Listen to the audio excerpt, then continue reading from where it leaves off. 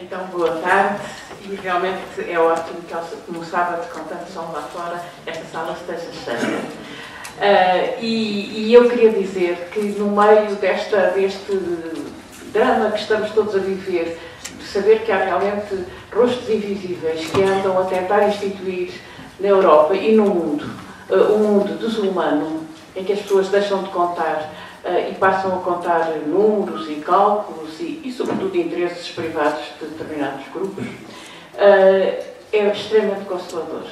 Que tenha havido um salto qualitativo entre nós, de maneira a serem possíveis projetos como a Conferência das Alternativas, como estas conferências sobre a saúde, porque representa, de facto, que eu sou muito otimista, um verdadeiro salto qualitativo, em que há unidade, há unidade política visível, basta olhar para as caras presentes e ver que há unidade política de esquerda e que isso é o primeiro passo e pode consubstanciar a alternativa que é com certeza necessária.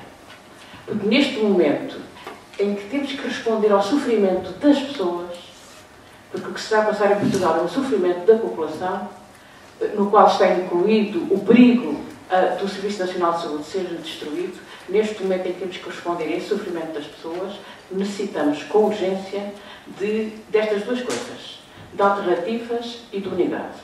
E aí, nesse aspecto, isto que nós estamos a presenciar é de facto um grande salto. Não era possível nem há 20 anos, nem há 10 anos. É possível hoje. É assim, as coisas subjetivas têm um tempo. Têm um caminho, têm um tempo. Eu vou falar de uma coisa da qual eu tenho experiência e que é também uma proposta, que é a articulação e a integração dos cuidados primários e dos cuidados hospitalares. Dizendo desde já que também está por trás desta experiência e desta proposta o facto de eu acho que devemos combater as competições entre as estruturas e as instituições do Estado. A minha quinta é que é boa e nós lá fazemos assim, e nós é que somos bons, é realmente qualquer coisa que é nocivo para o desenvolvimento do Serviço Nacional de Saúde. A minha experiência é de integrar uma unidade funcional, e esta unidade funcional é uma unidade funcional constituída por um centro hospitalar, o Centro Hospitalar de Lisboa Norte, que tem Santa Maria e Polivalente, e os centros que têm articulação preferencial com Santa Maria. A primeira coisa que foi feita, já foi há talvez 15 anos, 20 anos, começou-se a fazer esta articulação também sem pedir autorização a ninguém. E aí eu apelo, de facto, como disse esta manhã, para que reformem-se as coisas. Não podemos pedir autorização a ninguém para as coisas funcionarem. Começámos a ter contactos diretos com os colegas dos centros, a fazer reuniões com eles, a decidir coisas com eles, e isso funcionou. E isto é que é preciso. Começou assim. Mas em 2005 foi formalizada este funcionamento e realmente criou-se uma unidade funcional dos dois hospitais com 6 centros de saúde, que tinham referenciação preferencial. Essa unidade funcional existiu até há 3 meses a funcionar. Nunca se ouviu falar dela. É como se não existisse. Eu parece sempre que estou a falar de uma realidade inexistente, que estou a contar histórias. Felizmente tenho aqui o Presidente do Conselho de Administração do Centro Hospitalar, que é testemunha de que isto passou-se. Foi verdade. É verdade. Existiu, durante estes anos todos, 8 anos, existiu uma unidade funcional com todo o funcionamento que era necessário, mas nunca ninguém falou dela, nunca consegui convencer nenhum dos ministros, que ainda por cima eram meus amigos, que aquilo devia passar à letra escrita, que devia ficar escrito em algum sítio, que aquilo existia, mas tinham sempre muito medo de fazer isso, portanto, é disso que eu dou testemunho. Eu penso que estas unidades funcionais dos centros de saúde com os hospitais devem ter critérios clínicos. Não devem ser critérios administrativos. E só me interessa, aliás, eu não sei discutir os critérios administrativos, só me interessa discutir os assuntos clínicos. E é isso que deve existir nesta articulação dos cuidados primários com os hospitais e dos hospitais com os cuidados primários.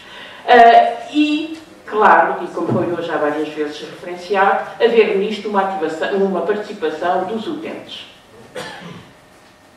Curiosamente, quando vamos ver o relatório final do Grupo Técnico para a Reforma Hospitalar de 2012, portanto já em plena legislatura e novo governo, e são enunciadas todas as coisas que aqui estão, que são todas, sempre todas muito bonitas. Nestes documentos, e os documentos são muitos, eu acho que há realmente mesmo um tempo imenso que as pessoas levam a elaborar documentos. Fala-se aqui de coisas que realmente são importantes: definição dos critérios de referenciação, promover a consulta das especialidades nos centros de saúde. Claro que isto é sempre... eu sinto sempre isto um bocadinho como estar a inventar a roda, porque nós, no centro hospitalar, fazemos estas consultas nos centros de saúde há 15 anos, 10 anos, 8 anos, em várias especialidades. Mas é como se não tivéssemos nunca feito isso. O Garcia de Horta também faz, e o Currículo Cabral também fez. Consultas e tudo isto, o recurso às novas tecnologias, tudo isto são as boas intenções, mas de facto, e sobretudo, esta Rede Nacional de Cuidados Integrados, tudo isto foi enunciado, mas isto que aqui está não passou de ser enunciado. Como acontece muitas vezes com estas instituições. Que se levaram com certeza imensas horas a fazer estas discussões, mas isto foi apenas um enunciado do problema. De facto, tenho ali uma palavra mal escrita, o empirismo.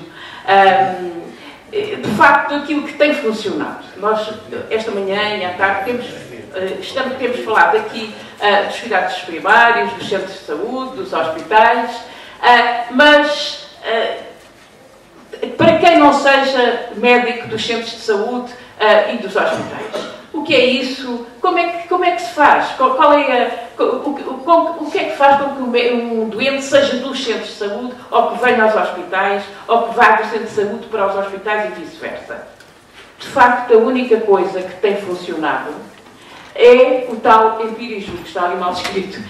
E felizmente, o bom senso.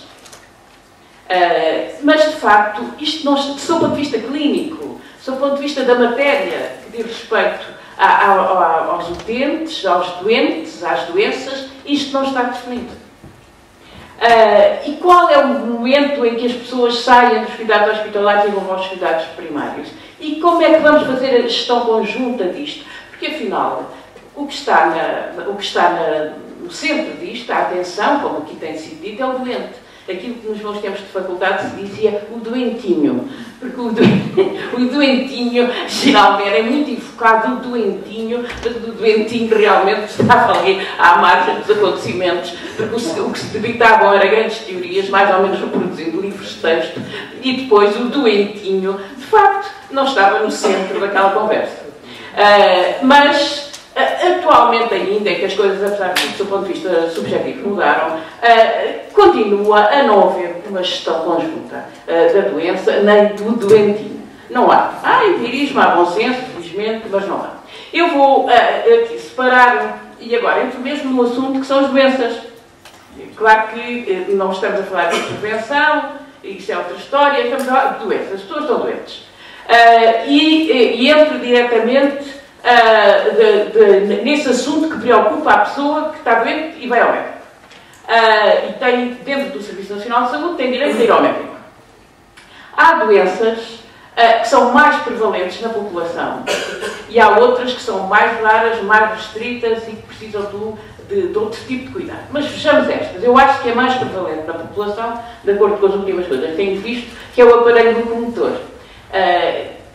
O aparelho e que vai dirigido para o especialista ou à ortopedia ou à reumatologia. Mas, o colega dos cuidados primários bem o sabe, a grande maioria destes doentes fica nos cuidados primários. Então, nós temos que discutir clinicamente, praticamente e de uma forma simples.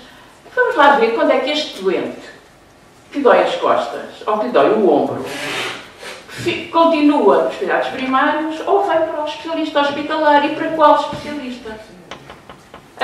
Isto é uma discussão do cotidiano. Isto é que é descer dos palavrões técnicos e das concepções teóricas para o cotidiano. Aquele doente dá-lhe o ombro ou dá-lhe a coluna. Quando vai ser tratado dos cuidados primários, quanto tempo, até quando é que sai dos cuidados primários e vai ao especialista hospitalar. Ora bem, esta discussão, por exemplo, é uma discussão que nós fizemos com frequência na tal experiência que nós tivemos de unidade funcional. Na unidade funcional, nós reuníamos uma vez por mês com os diretores dos centros de saúde, com pessoas do hospital e discutíamos concretamente estas coisas.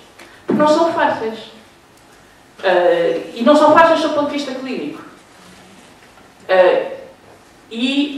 Estou a dar um exemplo do aparelho locomotor, porque é um exemplo acessível a todas as pessoas, e eu devo dizer que nas próprias discussões a que assisti, entre os colegas especialistas hospitalares e os colegas especialistas de medicina geral e familiar, eu aprendi. E o Presidente do Conselho de Administração, que aqui estava, eventualmente ele também aprendeu. E, no entanto, era o topo, era o máximo, porque ele fez-me o favor de assistir a várias destas reuniões e de dar sede às reuniões, quando elas eram rotativas. Aprendemos. Porque é com estes aspectos concretos que as coisas se aprendem. Portanto, estas doenças mais prevalentes, e devo-vos dizer, desde que o ser humano resolveu pôr em cima de duas patinhas só, resolveu ser bípede, e no século XX resolveu comer mais do que aquilo que precisa, e ser longevo, reparem que realmente, eu estou a dizer em termos de brincadeira, aquilo que é uma evolução do ser humano que é muito importante. É que é em cima de dois pezinhos só, gordinho e longevo, porque há um século morria, tinha metade da esperança de vida do que tem atualmente. E, portanto, estes problemas punham-se muito menos. Muito menos. E antes de nós dizermos, como no Japão, que o melhor é morrerem, lembram-se que o Ministro da Saúde do Japão disse que esta coisa das pessoas quererem viver muito e tal, o melhor era despacharem a coisa mais depressa. Mas, enquanto for assim, nós temos realmente, em relação a estas doenças mais prevalentes, a aparelho locomotor, a diabetes 12% da população, a obesidade, os mesmos 11, 12%, e para a obesidade as duas juntas vão até metade da população adulta, o aparelho cardiovascular, as hipertensões é generalizado na população mais idosa, e a saúde mental, que a doutora Manuela Silva, que ali está, bem podia falar também da difícil articulação que aqui temos dos vários níveis de patologia de saúde mental. Portanto, estas são as patologias mais prevalentes e temos que as discutir. Como é que nós vamos articular os centros de saúde com os hospitais? E discutir concretamente. E era o que nós fazíamos uma vez por mês. E bem, depois há aquelas que têm que realmente ir para centros de referência hospitalar. É pena o Paulo Fidalgo não estar aqui, mas fez um documento que se encontra na pasta que foi entregue.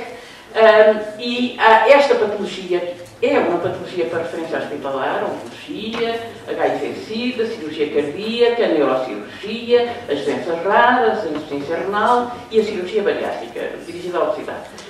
Isto que aqui está são patologias, a maior parte das vezes tratamento, mas também pode ser diagnóstico e tratamento, em que os cuidados primários têm que ter os seus centros de referência. E estes centros de referência têm que vir, têm eles por si, também por si, serem centros de referência que não são feitos ao acaso. Ou porque há um especialista que está num hospital tal que gosta muito de desenvolver ali aqueles tratamentos. Não, isto tem que ser mapeado no país. Não está. Não está. Atenção. Então, se nós formos fazer uma estrutura integrada dos centros de saúde e dos agrupamentos, eu aqui dou o meu testemunho, pus aqui centros de saúde e agrupamentos de saúde, são os tais ACIEs, para quem falou-se muito em linguagem de dialeto, ACIEs são agrupamentos de centros de saúde. Eu fui testemunha do que foi a evolução disto. Nós, no Centro Hospitalar de Lisboa Norte, nesta unidade funcional, reuníamos com 6 centros de saúde. E vinham às reuniões, portanto, as diretoras clínicas de 6 centros de saúde. Eu digo as diretoras porque eram 5 mulheres e um homem, e, portanto, têm direito ao plural. Vinham às reuniões e nós reuníamos regularmente, uma vez por mês, com aquelas pessoas e discutíamos exatamente aquilo que eu disse. Então, os doentes, quando é que vêm para aqui, quando é que voltam para lá, as discussões eram mesmo rixas. Mas eram concretas, sobre a clínica. Depois, estes centros foram divididos em 2 agrupamentos. Primeiro tempo, perdemos logo 2 diretores que não aceitaram isto e que se reformaram e que eram dos melhores. Dos melhores. Eu destaco o Dr. Fernando Silva, do Centro de Saúde de Loures, que algumas pessoas conhecerão, e que, muito simpaticamente, muito delicadamente, saiu. Reformou-se, não aceitou isto. E depois, no final deste ano, tivemos a constituição de um mega agrupamento. Portanto, agora já não são 2, agora é um só, um mega agrupamento, porque em Lisboa existem só 3 mega agrupamentos. Portanto, já não dialogamos diretamente com o Centro de Saúde, dialogamos com o agrupamento de centros de saúde. Portanto, isto houve um estreitamento da relação do hospital com os centros de saúde, que fomos vencendo com muitas distorções, porque isto foram organizações organizadas geograficamente, estas divisões foram organizadas olhando para o mapa. Eu acho que há umas pessoas que estão nos gabinetes e que olham para mapas, olham para mapas e fazem ali umas circunferências. Porque, por exemplo, havia agrupamentos que simultaneamente articulavam com o hospital e com outros, conforme as especialidades. E continua assim. Portanto, aquilo que eu proponho é que o hospital de referência esteja integrado com centros de saúde ou com os agrupamentos, se eles existirem, que haja uma direção clínica permanente, e a direção clínica permanente, e aqui dou ênfase nisto, porque não haja confusão, a direção clínica não tem que ser hospitalar. A direção clínica permanente tem que ser das 2 instituições ao mesmo tempo, centros de saúde e hospitais. Não haja qualquer confusão a este respeito. Nós aprendemos uns com os outros. E que haja deslocação dos especialistas, como nós fazemos no Centro Hospitalar de Lisboa Norte, uma deslocação dos especialistas aos centros de saúde, o que permite que o doente não ande a deslocar-se do centro de saúde para o hospital, para o labirinto do hospital, e que haja ali uma triagem que impede muito, que haja muito fluxo para o hospital. No Centro Hospitalar de Lisboa Norte fez também uma coisa que foi um avanço muito grande, mas aí era uma narrativa, como se diz, também muito grande, é que se abriram postos de colheita de análises em todos os centros de saúde, o que permitiu que fosse o Serviço Nacional de Saúde a responder àqueles pedidos de análises que não foram pedidos para o privado. O que isto deu como processos, entidade reguladora de saúde, etc, é também realmente uma bela narrativa. Mas os postos ainda lá estão. Os postos ainda lá estão e até estamos a ver se abre mais um, não é? E ainda estamos a ver, vamos lá ver, porque, entre parênteses, esta bela coisa que eu estou a descrever, há 3 meses mudou a administração e há 3 meses, eu não sei se isto não vai, deixou de funcionar, não existe, não funciona. Não sei se não estamos exatamente a assistir ao fim de uma bela experiência. Mas, se mudar o governo, eu já prometi que vou para a porta do Ministério fazer uma administração, nem que seja sozinha, para a criação de realmente uma estrutura integrada e de unidades funcionais. Naturalmente que sublinho, porque o colega disse, os centros de saúde têm que ter autonomia e esta é uma proposta, orçamento participativo com os doentes. Claro que isto tecnicamente leva a problemas, mas naturalmente se as unidades forem mais pequenas é mais fácil do que se forem mega unidades. É uma proposta. Que haja discussão do orçamento participativo e que a discussão leve a deliberação. Por outro lado, e penso que isto é uma proposta nova, haja assembleias de discussão. As assembleias de discussão, claro que temos que calcular as representações dos utentes. Também já assisti a muita coisa nesse aspecto.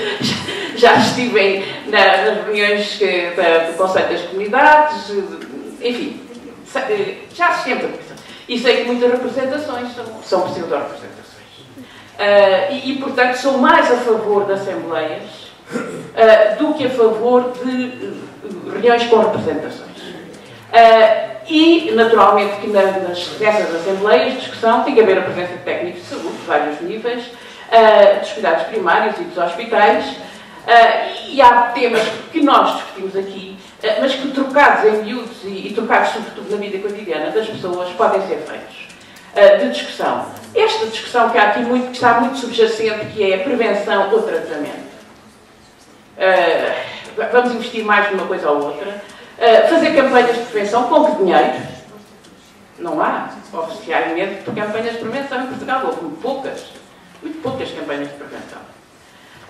E quando falam de campanhas, falam em pagar publicidade a sério. Não é conversa como a que eu vou fazer, por exemplo, à televisão. É pagar publicidade a sério. Porque a publicidade a sério é que condiciona as pessoas psicologicamente. Para não usar excessivamente antibióticos e outras. E para comerem fruta, que é o que nós estamos sempre a dizer. Mas porque essas campanhas têm que ser com os meios com que a indústria e o comércio usam. Não vamos em discursos de boas intenções. Questões interessantes, como que eu penso que tem muito a ver com os cuidados primários, que é a violência doméstica oculta, que as pessoas com dificuldade trazem ao médico, e depois estas questões sobre os medicamentos. De facto, gastamos demais. Em que é que gastamos demais? Usamos mal os antibióticos, também foi uma discussão que se fez, e muito, na tal direção clínica comum. Os tranquilizantes, pelos vistos, usamos demais. Confundimos tranquilizantes com antidepressivos. Isto é uma discussão para fazer publicamente. Os antiálgicos, há pessoas que não suportam a mínima dor. É preciso fazer esta discussão. E, naturalmente, todos que têm grandes dores não sabem tratar. É uma discussão a fazer. A discussão do uso dos suplementos alimentares, que eu tenho ali entre aspas, porque realmente não são suplementos alimentares. E o objetivo será que o doente deixe de ser esta bola de ping-pong com o papel, agora já não vai com o papel na mão, porque os meios informáticos já permitem que as coisas venham todas. Semana passada saiu a legislação que proíbe definitivamente o papel. Portanto, agora vem tudo pelo éter, mas o desgraçado do doente é que não vem pelo éter, vem pelos seus pés. E é, de facto, uma bola de ping-pong. E, de facto, temos que acabar com isso, das consultas, dos meios auxiliares de diagnóstico. Não estamos nós a seguir a agenda, nós somos puxados pela agenda economicista. Somos muito puxados. Vamos lá ver o que é que vocês podem poupar. E nós começamos a dizer, sim, vamos poupar. Trabalharmos em conjunto para acrescentar sem competir. E, por fim, isto que aqui está escrito, e, sinceramente, eu acredito muito nisto. Que todos juntos somos mais inteligentes.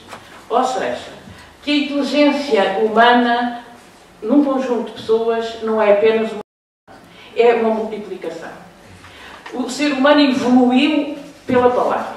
E quando evoluiu pela palavra é porque teve necessidade de comunicação, porque essa comunicação faz com que ele possa multiplicar os esforços, o bem-estar, etc. As coisas, quando se evoluem com os seres, não é por pensamentos que serão magníficas, é pela necessidade. E nós temos necessidade de nos juntarmos todos para sermos mais inteligentes. Queria deixar esta mensagem.